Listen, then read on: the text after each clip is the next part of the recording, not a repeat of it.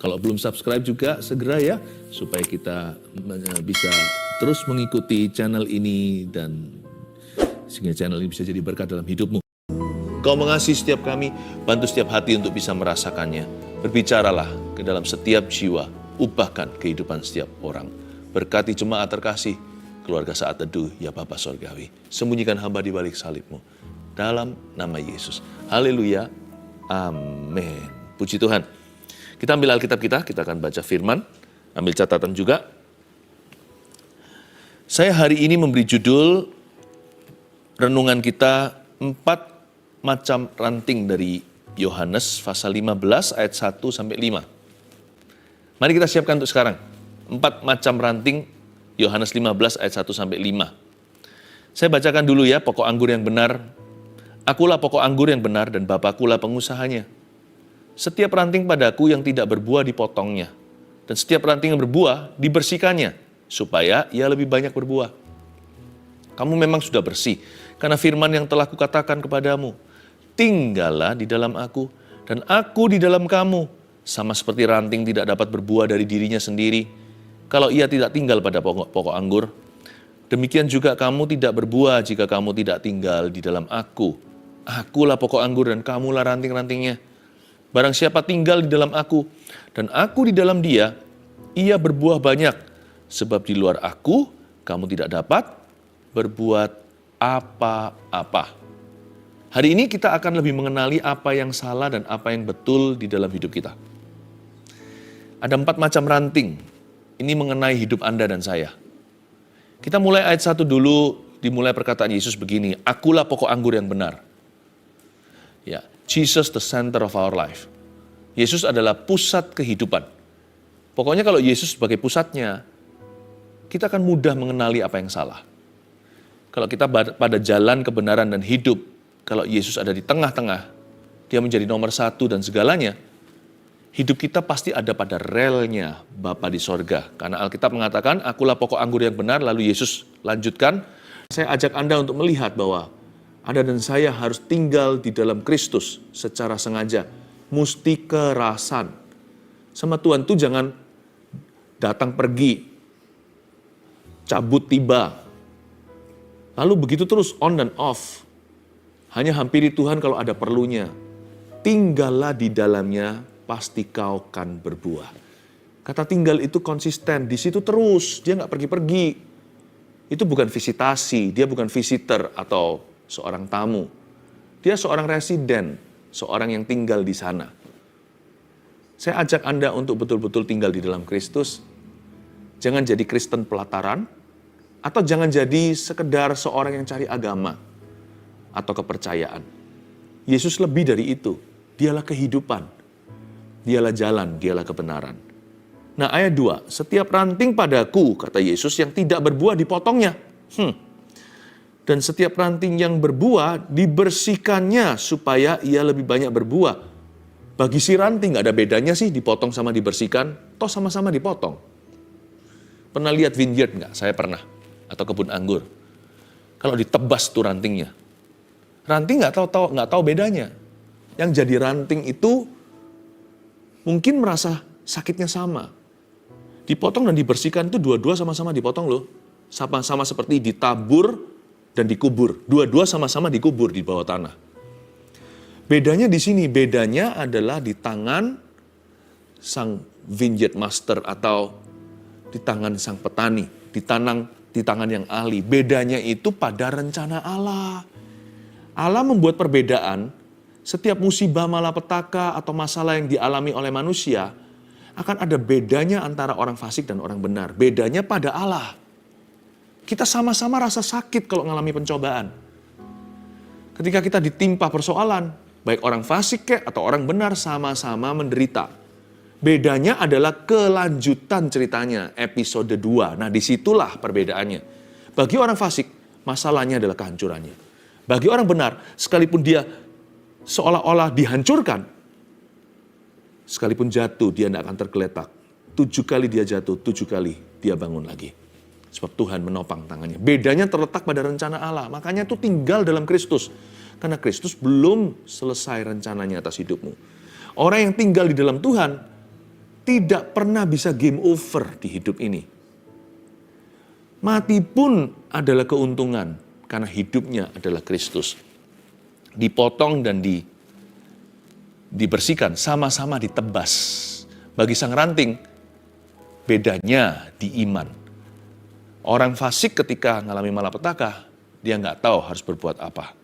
Dia akan keluar semua kungfunya, koneksinya, sumber dayanya yang semu, segala sesuatu yang duniawi akan satu persatu menjadi senjata andalannya, lalu dia terakhir kecewa dengan hidup ini. Tapi orang benar, beriman pada Tuhan, semua yang terjadi di dalam hidupku, ajarku menyadari Kau selalu sertaku. Beri hatiku selalu bersyukur padamu karena rencanamu indah bagiku.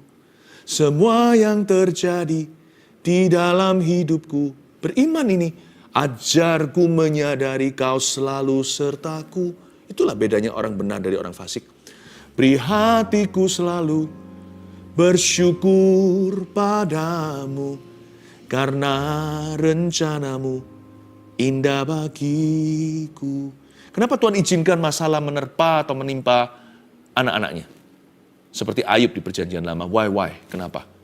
Supaya yang pasti ya, beberapa alasan ini saya yakin itulah hati Tuhan atas kita. Supaya kita itu nggak menggenggam gini loh dengan perkara-perkara duniawi. Supaya kita menyadari, semakin sadar lagi bahwa hidup ini sementara. Apapun yang kita miliki di bumi ini nggak akan kita bawa nanti waktu kita mati. Semua yang terjadi di hidup kita kalau diizinkan, itu untuk membersihkan. Tuhan tidak pernah punya rancangan celaka. Tuhan berniat untuk meruntuhkan. Tuhan tidak punya rancangan kehancuran. Kalau kita ditebas seolah-olah, itu dibersihkan karena kita bukan orang fasik namun orang benar. Tidak pernah Tuhan itu punya hati untuk memotong anak-anaknya. Kalau kita di-cut, terjadi di luar rencana kita, di luar dugaan ekspektasi kita, tidak ada kabar kejutan bagi orang percaya. Semua terjadi di hidup ini, ajarku menyadari Kau selalu punya rancangan indah. Kalau kita ditebas pun itu dibersihkan, tidak pernah dipotong oleh Tuhan. Karena kita punya iman percaya bahwa Tuhan itu punya rencana. Diizinkan masalah supaya kita nggak menggenggam dengan apapun yang kita miliki di dunia ini. Sebab Ku tidak akan membawa apa-apa pulang nanti ke rumah Bapa. Dan juga supaya kita lebih bergantung pada Tuhan. Seperti Paulus tuh dikasih duri di dalam dagingnya, diizinkan 3 kali dia berseru. Duri masih di situ. Kasih karuniaku cukup bagimu, supaya dia bergantung pada Tuhan lebih dari sebelumnya. Selain itu, kenapa ya anak-anak Tuhan diizinkan untuk dibersihkan? Rasanya ditebas dari sisi carang. Dari sisi Tuhan, itu dibersihkan. Kenapa ya? Supaya lebih banyak berbuah. Ayat 2, setiap ranting padaku yang gak berbuah dipotongnya. Oke, fine, kita tahu itu. Dan setiap ranting yang berbuah dibersihkannya. Supaya, nah itu garis bawahi, ia lebih banyak berbuah. Gimana sih caranya hidup kita ya alami? Perkara baru, itulah berbuah lebih banyak. New things. Dulu ya sebelum aku ngalami lembah kekelaman ini, aku orangnya manja. Nggak hanya di sifat ya, kadang-kadang juga dalam bentuk barang dan benda. Ada orang tertentu, ketika senjata ditempa melawan dia, bukan hanya tidak membuatnya jatuh, malah jadi peluru keberhasilannya. Ada orang tertentu, disikat-sikat, malah nggak habis. Malah dia menjadi orang yang diberkati lebih dari sebelumnya. Seperti orang Israel, ditekan sama bangsa Mesir, malah keluar membawa jarahan. Seperti bangsa Israel di perjanjian lama dalam peperangannya, mereka diserang musuh, malah setelah itu, mereka mendapatkan teritori musuh-musuh mereka. Perkara yang lebih besar, perkara yang baru maksud saya, itulah lebih banyak berbuah. God will do new things through you. Kalau Anda dibersihkan, bersyukurlah. Waktu alami ya nggak enak. Serasa ditebas itu sakit dalam pengalaman. Tapi hasil akhirnya itu loh. Ada perkara baru yang Tuhan sediakan. No eye has seen, no ear has heard, no mind has conceived what the Lord has prepared for you. Tidak ada mata yang sudah, mata Anda belum melihat, telinga Anda belum mendengar, pikiran Anda bahkan belum membayangkan apa yang Allah telah sediakan di depan ini untukmu. Selain itu, berbuah lebih banyak itu juga berarti perkara yang lebih besar. Sama dengan yang dulu, Cuman lebih besar dari yang lalu. Berbuah lebih banyak. Dulu buah 1 jeruk, sekarang buah 10 jeruk. Atau dulu berbuah jeruk biasa, masam lagi. Sekarang berbuah jeruk Bali yang gede-gede itu. Manis juga. Lebih banyak berbuah itu bisa jadi buahnya lebih besar dari sebelumnya. Lebih manis dan lebih indah. Tetapi bukan hanya greater things, juga bisa improve things. Lebih banyak berbuah juga bisa berarti perkara-perkara dulu, perkara-perkara lama, namun diperbaiki. Jadi sekali lagi ya, lebih banyak berbuah itu berarti new things, greater things, improve things. Perkara baru, perkara lebih besar, atau perkara lama yang diperbaiki, lebih bagus dari dulu. Nah itu dia. Tujuan kita dibersihkan adalah supaya kita lebih banyak berbuah. Kamu memang sudah bersih, yang telah kukatakan kepadamu. Tinggallah di dalam aku dan aku di dalam kamu. Sama seperti ranting tidak dapat berbuah dari dirinya sendiri, kalau ia tidak tinggal pada pokok anggur. Demikian juga kamu tidak berbuah jika kamu tidak tinggal dalam aku. Ayat 4 ada perkataan seperti ini, kalimat berikut ini. Ranting nggak bisa berbuah dari dirinya sendiri. Nah sekarang mari kita cek ya, investigasi. Ranting-ranting apa aja dalam hidup kita, apa yang harus kita pertahankan, apa yang harus kita pupuk, tapi apa yang harus kita potong dan kita buang. Mari kita lihat sekali lagi di ayat 2 saya baca untuk Anda. Setiap ranting padaku yang nggak berbuah dipotongnya. Tapi setiap ranting yang berbuah dibersihkannya supaya ia lebih banyak berbuah. Catat ada 4 ranting yang saya mau perkenalkan kepada Anda. Yang satu namanya ranting mati. Ranting mati, itu rantingnya sudah kering, tapi masih ada di sana. Ya, bahkan pohon mati pun masih berdiri kadang-kadang sebelum tumbang suatu hari. Ranting mati adalah area di dalam hidupmu dan hidupku yang kita tahu itu di luar kehendak Allah. Yang gituan harus dipotong, nggak bisa dibersihkan. Itu nggak ada kompromi.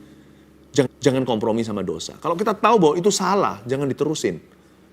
Kalau kita tahu itu menista Allah, jangan nekat jalan terus. Kalau kita tahu itu mendukakan Roh Kudus, jangan uji nyali.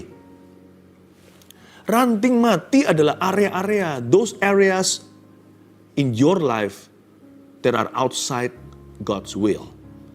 Area itu di luar kehendak Allah. Beberapa orang pacarannya di luar kehendak Tuhan. Ada juga yang beda iman. Wah, itu susah jalan. Dan kita mau tawar-menawar dengan Tuhan, nanti gampang lah. Nanti kemudian hari saya menangkan. Kita jelas-jelas tahu jangan menjadi pasangan yang tidak sepadan. Kalau sudah menikah, jangan cerai. Sekarang waktunya Anda pikul salib dan doakan sampai si dia, pasangan hidupmu itu, atau your spouse, suami atau istri Anda itu, menerima Yesus. Ada juga yang pacarannya sudah oke, sama-sama seiman dalam Tuhan, tapi caranya di luar kehendak Tuhan. Bagaimana bisa Tuhan memberkati? Tanpa pacaran kudus, mana ada pernikahan kudus? Those areas, area-area dalam hidupmu yang di luar kehendak Tuhan. Bisa jadi yang di luar kehendak Allah dalam mulut kita. Lidah bibir kita pakai untuk mencerca, menghakimi, untuk pesimis, melulu, dan mengeluh. Bagaimana bisa diberkati kalau pengakuanmu begitu? Jangan-jangan waktu dibaptis dulu, semua basah masuk ke dalam air ceritanya. Seperti Yesus keluar dari air, Roh Kudus turun. Ini Roh Kudus nggak turun-turun, kenapa? Karena waktu masuk ke air nggak komplit. Mulutnya masih ada di luar. Ini hanya ilustrasi saja. Tapi dari sini kita pahami bahwa kalau kita mau mengalami berkat Tuhan dan berbuah lebih banyak, kalau kita mau pohon kehidupan kita itu lebih lebat berbuah, dan kita harus semua bagian tubuh kita, setiap area hidup ini harus dibawa masuk di dalam kehendak Allah. Tidak boleh ada area terpisah dari hadirat dan firman-Nya. Ranting mati harus dipotong. Kedua, ranting musuh. Ranting musuh juga harus dipotong. Yang ini jangan main-main ya. Dalam bahasa Inggrisnya dulu ranting musuh itu penjelasannya begini. Foreign objects with evil mind. Setiap benda-benda asing dengan pikiran-pikiran jahat. Kalau Anda mau diberkati dan mau berbuah lebat, tapi mau pakai narkoba juga contohnya, barang terlarang. Itu adalah substance atau benda-benda asing yang masuk ke sistem tubuhmu, selama Anda pakai itu, Anda tidak akan pernah normal hidupnya. Memang menjadi candu saya mengerti, tetapi lebih kepada pergaulan sih. Kecanduan itu Tuhan ciptakan badan kita bisa detoks sendiri. Apalagi kalau dengan kuasa Roh Kudus, kelepasan terjadi. Tapi selama kita dibawa influence atau dibawa pengaruh, ada yang dibawa pengaruh alkohol berlebihan, ada yang narkoba, benda-benda asing ini, tapi punya pikiran sendiri. Orang pakai ini bisa halusinasi. Ada orang yang bisa ketawa ke TV, ketawa-ketawa sendiri. Nanti bisa paranoid. Ya kan? Nanti juga bisa. Nggak bisa, kita harus lepaskan itu. Itu adalah ranting musuh di hidupmu. Pornografi juga. Jangan buang HP-mu. Yang salah bukan HP-nya. Toh ke kiri kanan kan kita yang setir mau kemana. Nggak salah, jendela dunia itu ada di depan kita. Tapi kita melirik kemana kan keputusan mata. Tapi kalau Anda mau diberkati Tuhan, miliki habit yang baru atau kebiasaan. Taruh di ruang tamu. Jangan sendiri-sendiri di kamar sana, browsing-browsing yang enggak. Minta tolong sama teman yang dapat Anda percaya. Minta tolong sama keluarga apalagi. Minta tolong sama hamba-hamba Tuhan di sekeliling Anda. Tolong jaga aku, bantu aku ya. Jaga accountability atau jaga supaya saya ada seseorang yang kepada saya bisa pertanggungjawabkan gitu. Bantu untuk mengawasi aku. Aku mau diawasi. Tolong aku karena aku perlu dukungan. Ranting musuh tidak boleh kompromi. Anda harus cut dari hidup Anda. Ya. Lalu ada ranting benalu. Ranting benalu ini yang annoying sekali. Ini yang sangat-sangat mengganggu. Karena ranting benalu adalah sebuah yang ini bisa dipotong, tapi jangan dulu. Dibersihkan coba. Kalau dibersihkan nggak bisa baru dipotong. Ranting benalu adalah childish character. Atau karakter-karakter kekanak-kanaan, biasanya ketidakdewasaan iman. Karakter kekanak-kanaan yang selalu mencari perhatian dan menghalangi pertumbuhan. Di dalam diri Anda itu ada perasaan ingin tampil, ingin diakui, ingin dipuji, lihat orang lain dirayakan, hati kita nggak senang. Quickly deal with it, masuk ke hadirat Tuhan. Minta sama Tuhan, change my heart, oh God. Ubah hatiku seputih salju, ubah hatiku seperti dirimu, ubah hatiku seputih salju, ubah hatiku seperti dirimu. Mendekatlah kepada Kristus dan mendekatlah kepada orang-orang yang kaya buah roh. Supaya Anda bisa terinspirasi. Kata inspirasi itu dalam kamus Webster, inspire artinya to breathe upon, atau seperti ditiup gitu. Sejuk rasanya di dekat orang-orang, sekalipun mereka nggak sempurna, mereka itu lebih seperti Kristus dari kita. Jadi jangan salah bergaul dengan orang-orang yang membawamu jauh dari Kristus. Dan ranting benalu itu sesuatu adalah tugas dan PR-mu. Lihat ya, kalau sudah ranting benalu ini lama-lama dibiarkan, lama-lama kita jadi benalunya.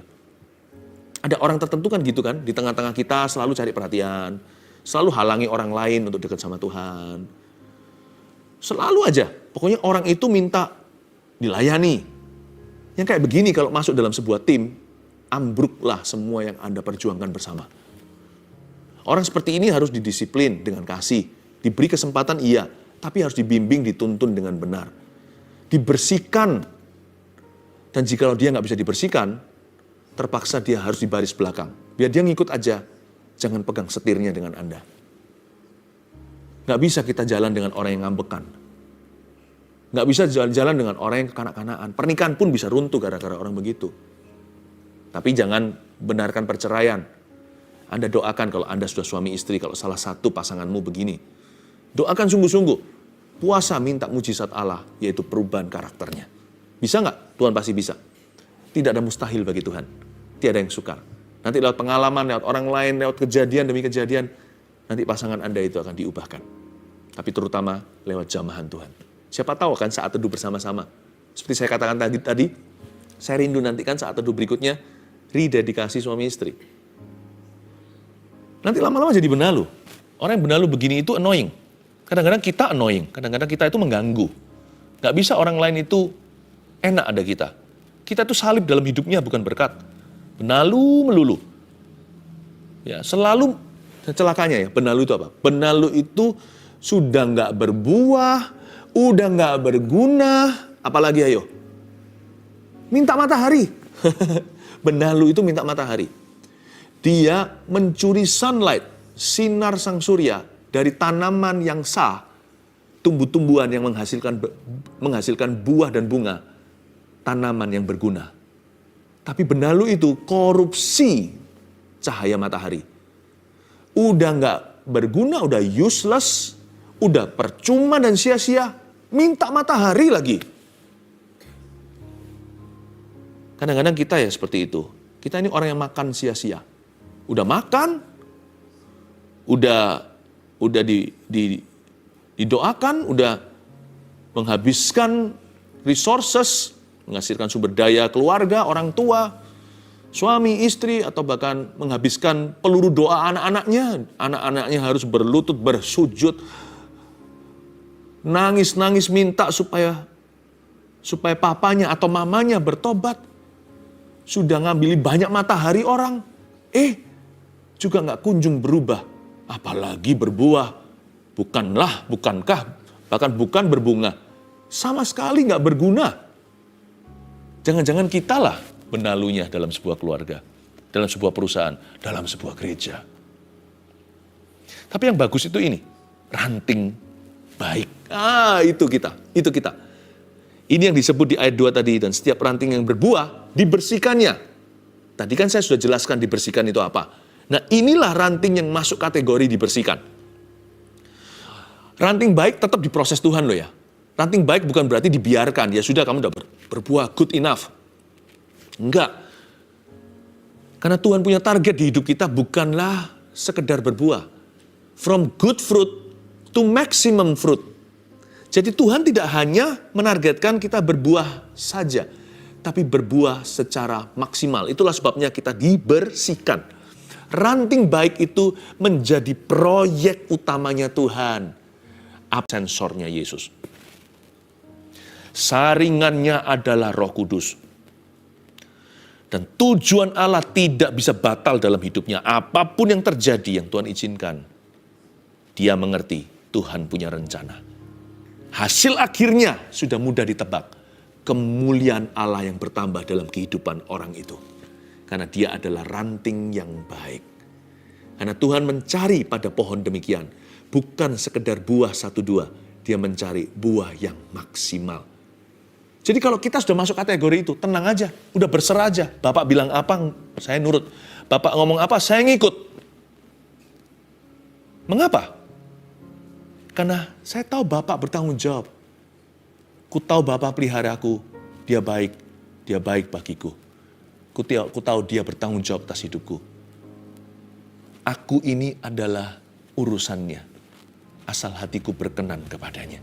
Enak, saya nggak perlu ada rasa takut apa-apa sih, sungguh untuk masa depan. Asal saya tahu saya ranting baik ya. Asal ada kesaksian roh di dalam hati saya dan orang lain juga bisa melihat buah-buah pada pohonku. Saya nggak perlu terlalu mikirkan panjang-panjang, nggak perlu overthinking ceritanya. Tugas saya ya tugas saya. Apa yang menjadi peran saya itu yang saya jalankan. Sisanya ngapain saya khawatir akan hari esok. Persiapan dari sisiku, menabung merencanakan, latihan, itu dari sisi saya. Tapi hasil akhirnya saya serahkan ke Tuhan. Karena saya ini proyek utamanya. Anda harus bisa berkata demikian. Kalau aku ranting yang baik, Tuhan yang punya keperluan untuk melihat buah maksimal di dalam diriku. Semua yang terjadi, ajarku menyadari, kau selalu sertaku. Wow, coba pikirkan lagi. Anda ranting yang mana? Jangan-jangan kita adalah ranting musuh itu. Kita adalah pengaruh buruk untuk teman-teman kita. Kita adalah utusan setan dalam diri mereka, dalam keluarga. Jangan ya. Jangan sampai kita juga ranting yang mati. Banyak di sini yang sudah mati kerohaniannya. Ini bukan hanya ranting bicara tentang sesuatu di hidup kita. Jangan-jangan hidup kita juga begitu, seperti ranting itu. Ada 4 tadi, ranting mati, ranting musuh, ranting benalu, dan ranting yang baik. Semoga Anda dan saya menjadi ranting yang baik itu. Supaya kita berbuah banyak, sebab di luar Kristus, kita tidak dapat berbuat apa-apa. Mari kita berdoa. Hanya Kau Dalam hatiku yang memberikanku damai, tiada kasih yang ada di dunia seperti kasih yang Kau berikan. Maka jiwaku pun memuji, aman di bait-Mu.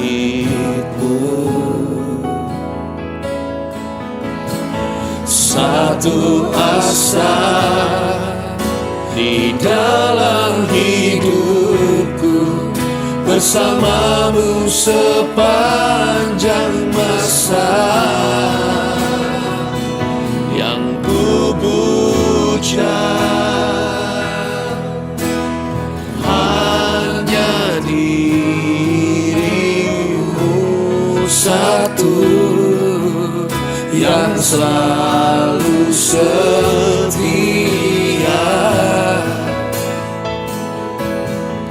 penopang dan menjagaku senantiasa.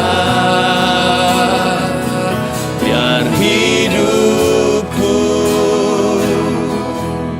membawa kemuliaan bagi-Mu, karena diri-Mu dan kemurahan-Mu telah bertata di hatiku.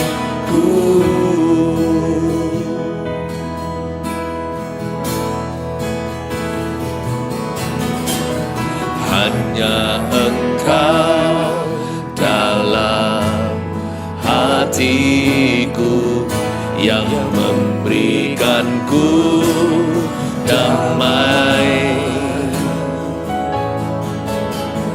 tiada kasih yang ada di dunia seperti kasih yang Kau berikan. Maka jiwaku pun memuji, aman di bait-Mu. Satu asa di dalam hidupku, bersama-Mu sepanjang masa. Yang ku puja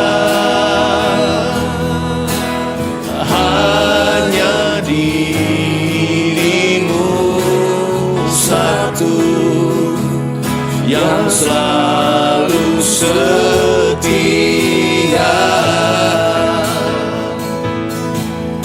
menopang dan menjagaku senantiasa. Biar hidupku membawa kemuliaan bagi-Mu, karena diri-Mu dan kemurahan-Mu telah bertata di hatiku. Yang ku puja, mari ranting yang baik katakan, yang ku puja hanya diri-Mu satu, yang selalu setia, menopang dan menjagaku senantiasa. Biar hidupku membawa kemuliaan bagimu, karena dirimu dan kemurahan-Mu telah bertata di hatiku. Karena dirimu dan kemurahan-Mu, karena dirimu dan kemurahan-Mu telah bertata di hatiku. Terimalah berkat. Mari kita angkat tangan dari Allah Bapa, Allah Putra dan Allah Roh Kudus menyertai hidupmu, ranting-ranting yang baik. Tuhan Yesus mengasihimu, mengurapimu baru. Dalam namanya, haleluya, amin. Kau